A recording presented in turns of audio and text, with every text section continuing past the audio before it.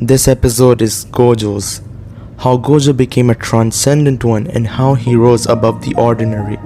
Now there were some issues with the anime as compared to the manga, but yeah, that's basically it.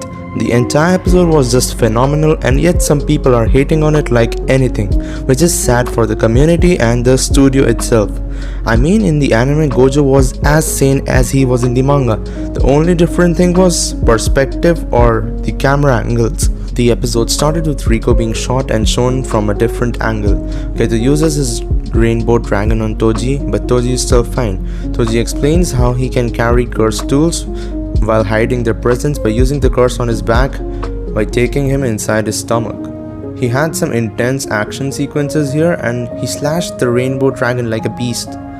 I like this part of how everything felt paused here. The scenes looked beautiful from all the angles. And now Toji just destroys Geto and slashes him, but didn't kill him. It was very confusing to think like what would happen now that Gojo and Geto were both defeated and their mission was a failure. There were some funny scenes of Toji in this episode and I liked it. He goes to the Time Vessel Association's head to probably take his prize, and as he was going out, Gojo was standing right in front of him, which must have been shocking for the anime onlys. And here Gojo is behaving like a complete psycho.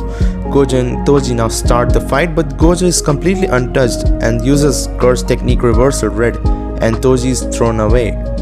Gojo seems to be more psychotic here in the sky, just flying.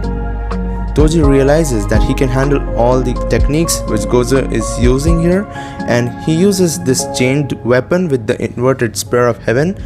This sequence right here with Gojo looking towards the sky and raising his hand with the gorgeous sunset along with the background, and Gojo just standing like this in the air was just so godly. Throughout the heavens and earth, I alone am the honored one. The scene was just godly. I mean, even if they didn't adapt the manga panel 1-to-1, it was still giving the same vibe. My only complaint can be that this moment could have been elaborated or given some more screen time, because it happened very quickly and didn't emphasize much on it. Also, one more thing, that Gojo's hands weren't pointing upwards like the manga. In the manga, Gojo's posture was so that his right hand was pointing towards the heaven and left towards the earth.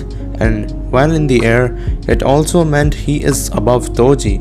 I mean, in literally everything, he is above Toji. And I really like this thing, this symbolism. Well, that's the only complaint, but otherwise this was just amazing. Toji is struggling quite a bit here and is unable to attack Gojo at all, and as everything comes to a rest, we see a beautiful and fluid animation sequence of two droplets just converging and creating a purple, making Gojo's hollow purple out of imaginary mass, and he aims it towards Toji, which destroys almost half of his body. Gojo's hollow purple was as good as the manga, and I really like the piano playing there. Some people are even hating this part. They were probably looking for some action type of music, but here in the anime they focused more on Gojo's enlightenment, and I really like this choice. Toji now realizes he is about to die and just asks Gojo to take care of his child Megumi, who is actually a student of Gojo in the present timeline.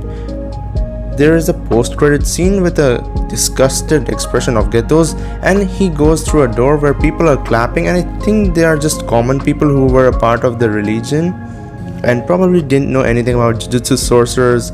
And out of the crowd, Gojo comes out with his eyes shining, just like how we have seen him in the present timeline, and it was at this moment Geto knew Satoru leveled up.